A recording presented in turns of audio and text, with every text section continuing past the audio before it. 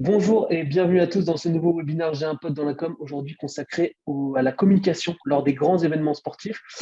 Pour parler de ce sujet, je suis heureux aujourd'hui d'accueillir Ashwak Nasser, qui est directrice de la publicité chez Do-It, qui est une régie publicitaire, et Laurent Colette, qui est directeur général de l'Olympique de Marseille, club mythique qu'on ne présente plus, mais je vais quand même vous laisser vous présenter rapidement, Ashwak et Laurent.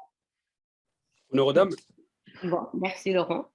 Oui, effectivement, donc je suis Ashwak Nasser, je suis directrice de la publicité dans la régie Do-It. On intervient auprès de différentes typologies d'annonceurs et aujourd'hui, on est plus que jamais également auprès de, comment dire, d'annonceurs et puis d'intervenants, que ce soit dans le milieu du sport pour les grandes occasions, les grands événements sportifs, les sponsoring, des choses comme ça. Donc voilà. Merci Ashwak. Laurent. Oui, alors Laurent Colette, à l'Olympique de Marseille depuis bientôt 4 ans. J'ai fait une carrière d'abord dans la grande conso et après je me suis rapproché du sport. J'ai travaillé notamment chez directeur marketing chez Nike en Espagne et au Portugal. Et après, je suis rentré donc dans le monde du football il y a à peu près 18 ans. J'ai été 8 ans et demi notamment au Football Club Barcelone, directeur marketing et commercial. La même chose à la Roma. Et j'ai eu aussi des rôles de consultant dans le sport, mais aussi dans ce qui est spectacle et tourisme. Donc, j'ai une fonction plutôt administrative à l'OM, la partie sportive étant plutôt le ressort de spécialiste. Ouais, merci beaucoup pour ces présentations, des carrières riches et intéressantes. Alors, avant de rentrer vraiment dans le vif du sujet, j'ai une question quand même pour vous deux. On communique à travers les grands événements sportifs, c'est évident, c'est fait depuis maintenant des années. Mais concrètement, à qui profitent ces grands événements sportifs et à qui profite cette communication lors des grands événements sportifs? Je laisse Ashwak commencer. Ouais, non, mais j'ai envie de dire que les grands événements sportifs, à mon sens, profitent avant tout au sport. Voilà, un sport qui, on sait, on sait que c'est fédérateur, on sait que ça a vraiment ce pouvoir de pouvoir réunir les gens, peu importe leur catégorie professionnelle, peu importe leurs origines. Et voilà, c'est vraiment quelque chose c'est qu'on ne trouve nulle part ailleurs. Donc, j'ai envie de dire que les événements sportifs profitent avant tout au sport et puis voilà, au bien vivre ensemble, tous ensemble. Intéressant. Laurent, Oui, de mon côté, je dirais que d'abord, c'est un rôle social. C'est le sport, ça fait partie du temps libre. Le temps libre, ça peut être du cinéma, ça peut être de la lecture. Donc, il y a un rôle social, mais aussi un rôle collectif. C'est un endroit où on se retrouve. Quand j'étais au Barça, je disais que c'est le seul endroit où on peut exprimer de manière collective ses gloires, ses joies. Quand on a un enfant, par exemple, on est content, mais le voisin d'à côté, il n'est pas content parce qu'il ne dort plus la nuit. C'est un côté osmose collective. Et puis, c'est surtout un gros secteur économique. Le sport bouge beaucoup d'argent, beaucoup de sous-traitants. Et donc, ça devient un pilier de l'économie. Et dans des villes, par exemple, le Villarreal, qui était un club qui est en demi-finale de la Ligue des Champions, c'est une petite ville de 30 000 habitants. Et ben, l'impact du club est important. Et en plus, derrière, il y a des familles qui ont la plus grande chaîne de supermarchés d'Espagne qui s'appelle Mercadona. Donc, il y a toute une connivence socio-économique. Et ensuite, il y a beaucoup même d'acteurs économiques, politiques qui profitent du sport pour faire du business. Donc, c'était vraiment un acteur socio-économique central maintenant. Donc, c'est vrai que cet intérêt vraiment énorme pour le sport et notamment le sport professionnel, les marques évidemment s'en saisissent. Est-ce qu'ils jouent sur certains ressorts un peu psychologiques ou certains mécanismes psychologiques auprès de leurs cibles? Est-ce qu'ils savent, est-ce que les marques, est-ce que les annonceurs savent très bien qu'en allant sur ce terrain, ils vont vraiment pouvoir atteindre la cible et vraiment être performants auprès d'elle? Ah oui, complètement. Enfin, tout à l'heure, je disais que le sport et les grands événements sportifs profitaient au sport. Ça, c'est un fait. Maintenant, c'est indéniable que de dire que toutes les marques qui s'associent à ces grands événements sportifs pour communiquer de façon, de différentes façons, effectivement, le font par intérêt parce qu'elles savent qu'elles le font dans un moment qui est propice à captiver l'auditoire. Elles le font dans un moment où, voilà, où les gens, en général, vivent les choses avec une émotion extrêmement forte. Donc, pouvoir être là, être présent, être identifié en tant que marque à des émotions qui sont dans des émotions extrêmement positives, ça ne peut être que bénéfique dans une stratégie marketing et dans une campagne de communication publicitaire ou autre en soi. Oui. Laurent, vous avez peut-être Oui, peut-être moi, je dirais que les marques qui s'associent au sport recherchent une connexion émotionnelle. Le sport, c'est de l'émotion, c'est pas de la publicité où on décrit beaucoup de choses. On est dans l'émotion. Alors, le gros défi des marques, c'est de savoir capturer cet esprit. Et je remarque, c'est peut-être une critique, que beaucoup de marques n'arrivent pas vraiment à aller plus loin que la typique image de 4 supporters devant une pause de télé en train de crier devant un but. Il est rare, c'est pas facile de trouver des marques qui ont su aller plus loin que ça. J'ai déjà en souvenir notamment mon ex-employeur Nike qui faisait quand même qui a toujours fait des campagnes très, très, très osées. Puma aussi, notre actuel équipementier. Donc il y a des marques qui sont vraiment dans le sport, qui ont peut-être plus capté. Le gros défi de marques qui ne le sont pas et qui veulent s'associer, c'est de savoir trouver le bon ton.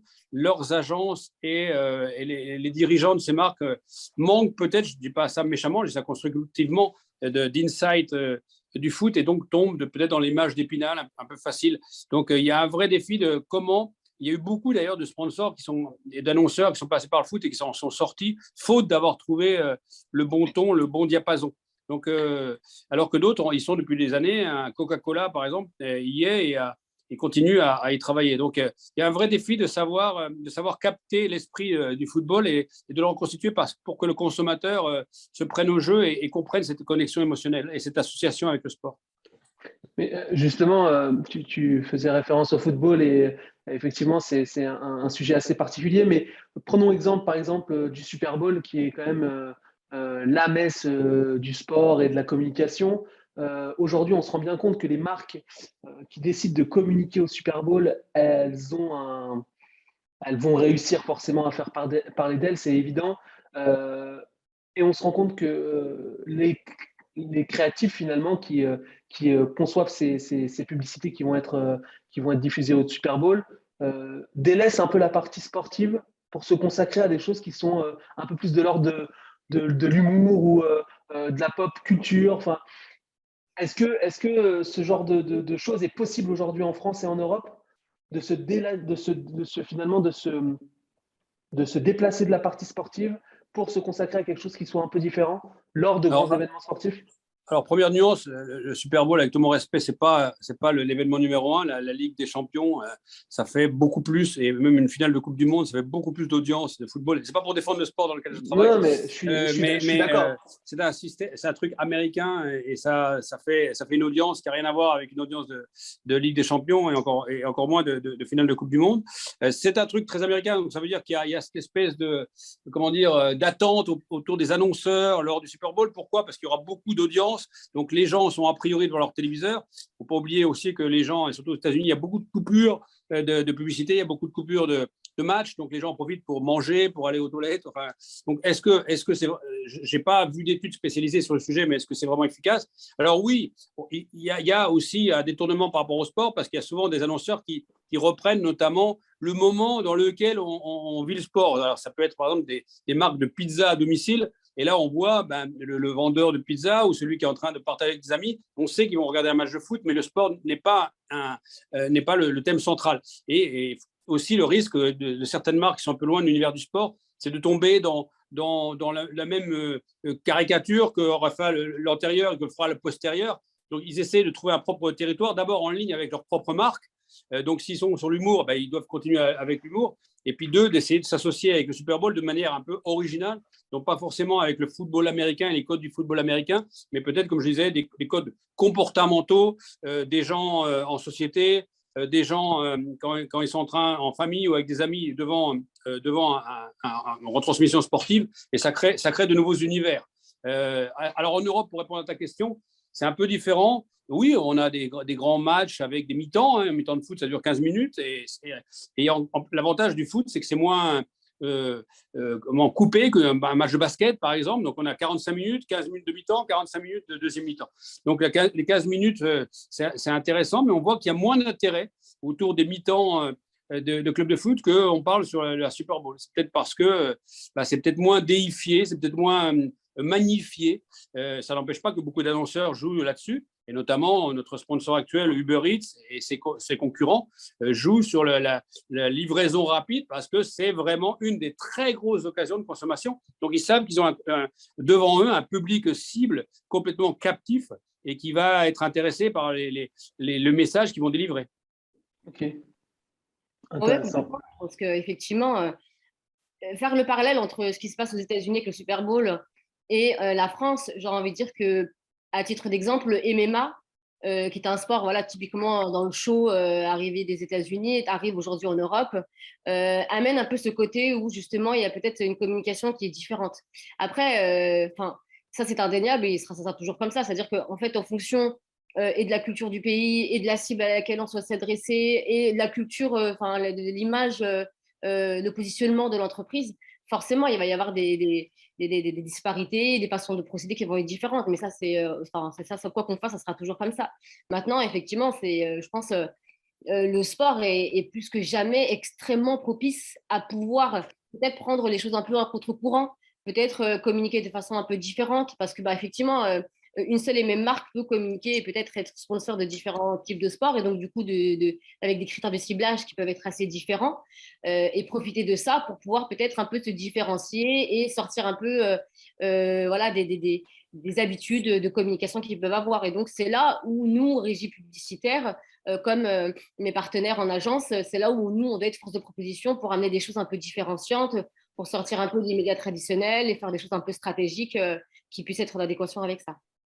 Alors, si je rebondis un peu sur ce que tu dis, est-ce que toi, dans le cadre de tes activités, tu as pu constater une différence de comportement en fonction des événements sportifs de la part de la cible? Oh oui, bien sûr, bah, complètement. Alors, effectivement, la chance que j'ai, c'est que bon, aujourd'hui, je suis chez Do It en DIRPU, mais avant ça, j'étais consultante aussi. Pendant 4 ans, j'étais au comité directeur en charge de la communication et du marketing d'une fédération de sport de kickboxing Muay Thai.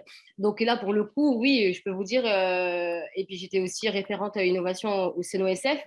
Donc, je peux vous dire qu'effectivement, d'une discipline à une autre, la stratégie de communication ne va pas être la même parce que le ciblage ne va pas être le même.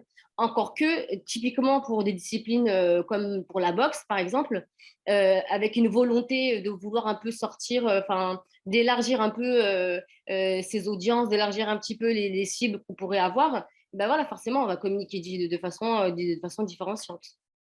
Ok. Laurent, tu faisais référence tout à l'heure à la Champions League. Évidemment, c'est la compétition phare en Europe aujourd'hui, que ce soit en termes d'audience ou en termes d'enjeux économiques et sportifs. Est-ce que tu aurais quelques chiffres à nous rappeler sur le sujet, histoire de vraiment bien comprendre et de se rendre compte de l'ampleur aujourd'hui de la Champions League en Europe? Oui, alors, la Champions League, c'est énorme. C'est une finale, c'est 300 millions de spectateurs. Alors, ce qui est marrant, c'est qu'il y a plus de gens devant une finale de Coupe du Monde qu'une finale de Champions League. Pourquoi? Parce que si, par exemple, on est du Real Madrid, enfin, il y a le Real Madrid qui est en finale et c'est une possibilité. Ben, si on est du Barça, on n'a pas envie de se torturer de voir l'adversaire gagner. Alors que quand on regarde un Hollande-Brésil en finale, bon, on s'en fout, même si on est du Ghana ou on est du Canada. Donc, il y a un aspect que la Champions League est un peu limitée par le fait que quand on arrive en finale, il y a forcément des adversaires qui ne veulent pas le regarder. Mais c'est quand même un phénomène énorme. Je crois que cumulé, c'est 2,5 millions de téléspectateurs. On parlait de la finale, mais il y a bien évidemment de très belles affiches. Vous m'entendez encore? Oui. Oui, j'ai cru que l'image était figée. Il y a des très belles affiches dès les premiers tours. Les quarts de finale sont très souvent somptueux. Personnellement, j'ai une théorie que je trouve que les plus beaux matchs sont plutôt en quart de finale qu'en finale. La finale paralysant peut-être certains acteurs. Et en tout cas, il y a de très beaux matchs, mais en tout cas, c'est un vrai business. Il y a de plus en plus de marques qui s'associent. Et au niveau de ce qu'a fait la UEFA, de créer un programme de parrainage qui englobe toute la compétition, c'est fort parce qu'ils arrivent à atteindre des chiffres de parrainage énormes. Et bien évidemment, pour des grandes multinationales, c'est un impact européen et multinational, même international, global, qui est prodigieux. Donc, la Ligue des Champions, c'est vraiment un magnifique produit, tant au niveau du spectacle qu'au niveau de tout ce qui est dérivé commercial. il y a eu des tentatives un peu de modifier sa structure, mais là, globalement, je pense que la Champions League en tant que telle restera comme elle est encore pendant de nombreuses années. Non, mais ça va évoluer d'ici 2 ans, si je me trompe, il va y avoir une réforme. C'est-à-dire que, par exemple, jusqu'à présent, quand on était en phase de groupe, là, à l'automne, on avait 3 adversaires, on faisait 6 matchs, aller-retour contre les 3 autres. Maintenant, on va en faire 10, parce qu'on va se retrouver dans une poule de 6. Donc, d'ores et déjà, quand on est qualifié, et et même si on ne va pas plus loin, on a déjà 10 matchs assurés au lieu de 6. Alors, ça veut dire plein de choses au niveau droit télé, au niveau billetterie, au niveau hospitalité, et j'en passe. Donc, le format est toujours en train d'évoluer. Il y a eu cette tentative de la Super League d'une douzaine de grands clubs européens. Il y a encore 3 qui remettent le sujet sur la table régulièrement. Donc, on voit que ça montre en tout cas le potentiel qu'a cette compétition. Des grands clubs ont besoin de se frotter à des.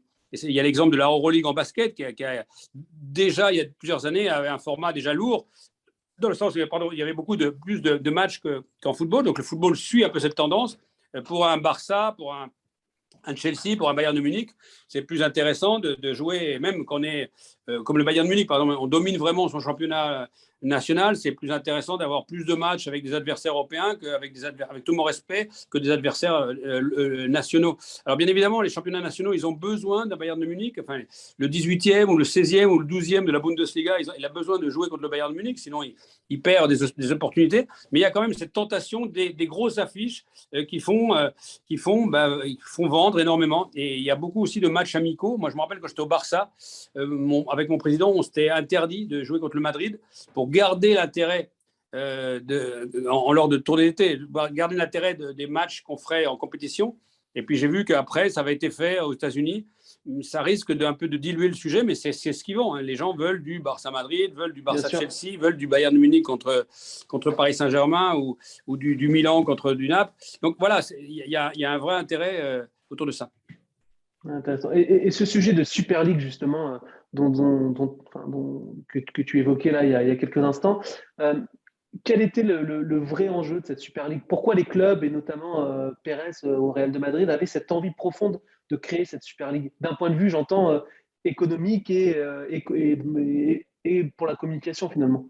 L'idée qu'il poursuivait et qu'il continue à poursuivre, parce que Florentino est toujours dans le coup, c'est d'avoir une ligue réservée à une élite du football, avec même des clubs qui seraient de manière permanente. Certains pourront rentrer et sortir en fonction de leurs résultats sur leur mère patrie, mais avec, on dirait, des standards et avec plus de matchs. Et plus de matchs veut dire plus de droits télé, plus d'intérêt, plus de sponsors, etc. Donc l'idée, c'était de porter, et on le voit avec le succès de la Ligue des Champions, d'aller plus loin dans le développement de ce potentiel qui est certain. Et on voit que plus on avance, il y a encore du potentiel. Donc, où est la limite? Et donc, certains avaient dit, ce serait bien d'avoir ça. Bien évidemment, ça crée un schisme avec d'autres clubs, ça crée un schisme avec l'UEFA. L'UEFA étant au milieu de tout ça, alors que là, l'idée, c'était que les clubs eux-mêmes régissent leur compétition, comme ça a été le cas en Espagne avec le basket, qui pendant des années était l'apanage de la fédération. Après, les clubs s'étaient retirés, avaient créé il y a 30, 40 ans leur propre ligue, ils le gèrent entre eux, donc il n'y a pas une entité au milieu. Donc l'idée, c'était aussi d'avoir une certaine indépendance et donc que les clubs eux-mêmes gèrent leur propre compétition sans un organisme supranational au milieu il y a des frais de fonctionnement, donc bien évidemment, il y a peut-être aussi encore une fois de l'argent à aller chercher. Ok. Alors évidemment, quand on parle de grands événements sportifs, c'est très visuel, c'est du spectacle. On peut évidemment pas oublier les réseaux sociaux dans tout ça. Ashwak, peut-être une question pour toi. Comment aujourd'hui les marques se positionnent à travers ces grands événements sportifs sur les réseaux sans forcément paraître opportuniste, parce que ça peut être aussi la limite à ce positionnement sur le sport, c'est-à-dire que la personne, le fan ou le sportif amateur peut percevoir en la marque une volonté un peu opportuniste. Comment aujourd'hui ces marques peuvent se positionner en évitant tout ça? De différentes façons. J'ai envie de te dire que d'un point de vue digital, à proprement dit, il y a toute la partie un peu influence avec la possibilité de pouvoir communiquer, faire passer un message de façon pas vraiment commerciale à proprement dit, tu vois, en mêlant un peu de l'informatif, ce qu'on appelle un peu plus rédactionnel à l'écrit, mais voilà, un peu contextualisé avec du storytelling, d'une part. Après, ce qui est intéressant de faire, c'est aussi effectivement voilà, d'essayer d'avoir peut-être un point de vue qui peut être différenciant, comme on dit tout à l'heure, soit sur le point de vue de l'humour, soit avec une politique un peu RSE, tu sais, en mettant en avant certains points plutôt que d'autres. Je ne sais pas si on parle de banque, par exemple, si on parle d'équipementiers, si on parle d'alimentaire, enfin Coca-Cola, des choses comme ça. Ben voilà, il s'agit de pouvoir montrer voilà, peut-être une facette qui ne nous montre pas d'habitude. On peut imaginer voilà, le fait de pousser un peu plus, je sais pas, l'économie auprès d'un public plus sensible, plus des enfants, des choses comme ça. Voilà, enfin vraiment, il y a différentes façons de faire. Après, il y a aussi être là comme étant peut-être un côté un peu informatif aussi, tu sais. Moi, je pense typiquement à mon média. Là où tu vois, j'échange assez régulièrement parce que bah, évidemment, là, on parle de foot depuis tout à l'heure et c'est tout à fait normal. Mais il y a d'autres enjeux qui arrivent. Je parle voilà, pour 2023 le rugby.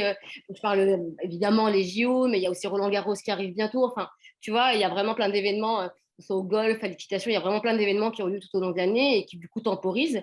Et du coup, en fait, ce qui peut être intéressant, c'est de pouvoir peut-être pour éviter un peu ce côté rébarbatif et ce côté un peu trop intrusif qu'on peut voir voilà, dans le mass média, c'est justement de pouvoir être là dans des moments un peu propices, tu vois. Et c'est en ça que je trouve que la solution que nous, on peut apporter, du fait de pouvoir communiquer de façon avec une certaine proximité sur un moment d'attention, parce que juste pour rappeler, nous, on est présents dans les taxis, les VTC, partout en France.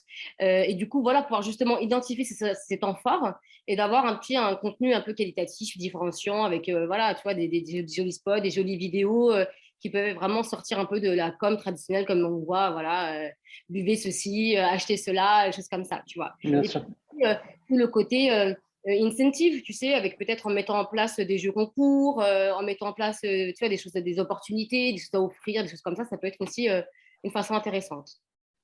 Et tu faisais référence au RSE. Est-ce qu'aujourd'hui, tu sens vraiment ce besoin de la part des marques d'aller sur ce terrain, y compris lors des grands événements sportifs? Est-ce que c'est conjoint finalement maintenant? Oui, non, non, complètement. Et puis, je pense que le sport s'y prête totalement. Enfin, tu vois, et bien sûr que voilà, ça reste, il y a du market, bien sûr qu'il reste de la pub, bien sûr qu'il reste du sponsoring, et bien sûr que c'est un gros business derrière, c'est un fait. Mais quand même, on essaie d'apporter, enfin, je sais que les marques ont cette volonté de pouvoir apporter des choses, tu sais, rester un peu terre à terre sur certaines choses. Bien Le sûr. Covid est passé par là, les gens ont plus que jamais envie d'essentialiser, plus que jamais envie d'avoir, tu sais, une espèce de démarche un peu responsable dans ce qu'ils peuvent faire dans voilà, dans leur projet d'achat, leur projet de consommation. Donc, les marques ont bien compris et c'est bien pour ça que, voilà, typiquement, moi, j'ai des demandes, tu vois, pour des stratégies de communication où on me dit, voilà, moi, je veux communiquer, mais je veux éviter d'être sur du papier. Je veux communiquer, mais je veux m'assurer dans des véhicules exclusivement électriques. Enfin, tu vois, et c'est quelque chose, voilà, c'est une tendance qui a tendance à, enfin, ça a vraiment, enfin, là, ça s'accroît chaque jour un peu plus parce qu'effectivement, ils ont bien conscience que c'est une responsabilité qui est importante. Et toi, Laurent, j'imagine que c'est pareil. Peut-être qu'au sein de l'OM, vous avez aussi cette volonté d'avancer un peu plus sérieusement sur ces sujets. Comment vous faites au quotidien pour mettre au centre un peu de votre communication toutes ces pratiques RSE? Oui, c'est de plus en plus d'actualité. On a été d'ailleurs le premier stade en France à avoir la charte ISO 20121. On continue à travailler parce que c'est jamais, il n'y a jamais Bien la sûr. ligne d'arrivée. Il faut toujours s'améliorer sur la collecte des déchets, sur les eaux usées, sur plein de choses. Mais non, le grand défi qui nous guette et qui guette aussi n'importe quel grand acteur, c'est de focaliser, de ne pas partir dans tous les sens.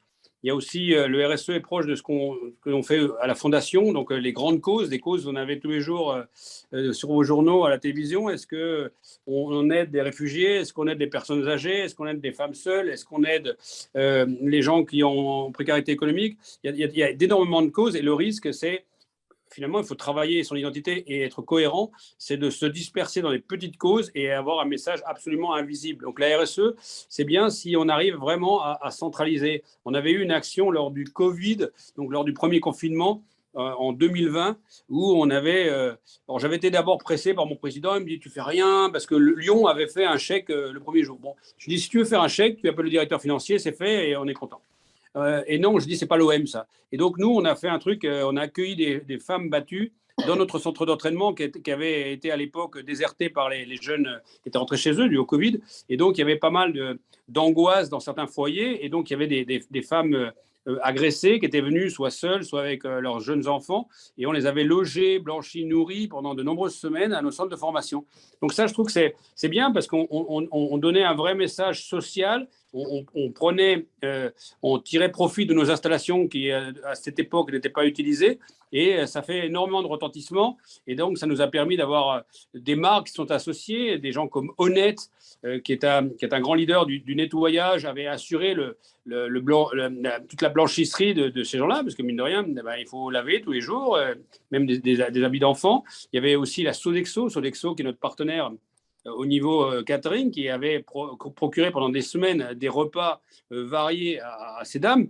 Donc tout ça, ça nous a ouvert des portes, ça nous a ouvert une crédibilité dont on est en train de récolter certains fruits, parce que maintenant on travaille sur le développement du football féminin. Donc il y a des choses qui se construisent pas à pas, et la RSE, c'est ça. Je crois qu'elle a dit très très bien, c'est vraiment une responsabilité de plus en plus importante. Il y a une demande, surtout d'un jeune public. On ne peut pas rester insensible à un certain nombre de choses. Et donc, c'est notre but de répondre à ces attentes. Mais encore une fois, le vrai défi, c'est d'être focalisé, de ne pas partir dans tous les sens. Donc aujourd'hui, si je me fais un tout petit peu l'avocat du diable, euh, aujourd'hui, le club sportif et notamment professionnel doit absolument aller sur ces terrains-là. Il ne peut pas uniquement se consacrer aux sportifs et être focus uniquement sur ses résultats, mais doit également aussi avoir ce côté un peu social. Est-ce que c'est véritablement sa place aujourd'hui au club professionnel? Est-ce que Alors, c'est pas un peu plus local, c'est pas en local un peu plus qu'on devrait plutôt aller sur ces sujets-là? quand on est un club de foot, on a un club de foot. Donc, ça veut dire que la première chose à assurer, c'est que le club de foot marche bien. Ça veut dire qu'il y a 11 joueurs sur le terrain et qu'ils marquent des buts et qu'ils en marquent un de plus que l'adversaire. Et ça, c'est important. Il ne faut pas mettre la charrue avant les bœufs. Maintenant, on est aussi un vrai vecteur social. On a valeur d'exemple par rapport à un public jeune. Il faut bien voir que, je me rappelle, quand j'étais au Barça, on faisait des actions à la fondation, et on avait fait notamment un partnership avec Bill Gates. Et Bill Gates, pourquoi il avait choisi le Barça? Parce qu'il voulait éradiquer la malaria, pardon, pas la malaria, la polio, pardon, excusez-moi, la polio de certains pays du tiers-monde. Et qu'est-ce qui se passe dans certains pays du tiers-monde? Ce qui est incroyable d'ailleurs, c'est que le football, il rentre plus qu'un prof d'université, un chanteur ou un maître d'école ou un politicien.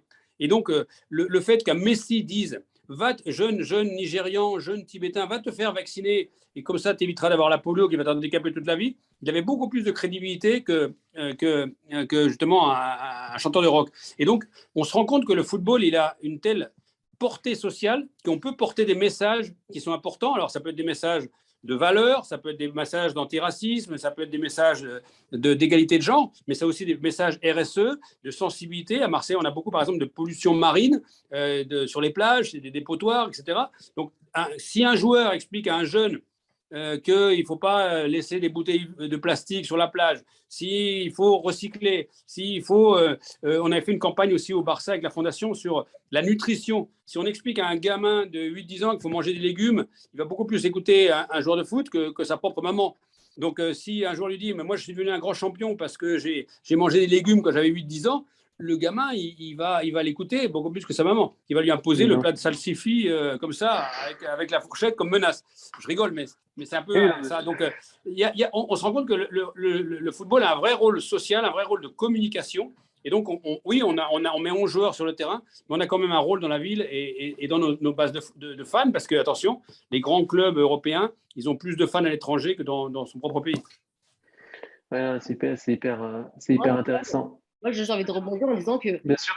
je pense que les grands clubs, comme les grandes organisations sportives, quelles qu'elles soient, elles ont encore plus intérêt à mettre en exergue justement toutes ces problématiques RSE. Et enfin, je veux dire, c'est une vraie responsabilité qu'ils portent en eux. Justement, comme disait Laurent, tout à l'heure, on parlait d'influence, c'est tout à fait ça. Donc, s'ils peuvent avoir une influence positive dans la communication qu'ils mettent en place sur différentes problématiques, je pense que c'est essentiel en soi. Bon, malheureusement, ce webinaire arrive gentiment à sa fin. Ashok, j'ai quand même une dernière question pour toi. J'aimerais savoir si toi, tu as en tête une action, une activation d'une marque qui a plutôt bien fonctionné sur les réseaux sociaux et notamment liée aux grands événements sportifs. Moi, je me souviens d'un spot, effectivement, je me souviens d'une vidéo qui m'avait bien marqué de Nike. Ok. qui était, je ne sais pas si vous vous souvenez un peu, qui retraçait un peu la vie d'un bébé jusqu'à l'âge adulte. Ouais, Euh, très bien. et elle avait eu une viralité extraordinaire parce que il y avait un vrai message derrière, tu vois, et ça rejoint ce qu'on disait tout à l'heure, tu vois, c'est qu'effectivement aujourd'hui les marques elles peuvent communiquer, enfin c'était pas juste équipementier pour équipementier, c'était vraiment une vidéo qui véhiculait des vraies valeurs et qui voilà et qui se calait par rapport à un événement sportif en mettant en place une vraie stratégie de communication parce qu'on est d'accord, hein, ça reste quand même une belle stratégie de marketing avec un vrai plan média qui a été mis en place. Mais voilà, ça avait du sens et moi, ça m'avait marqué, je me rappelle.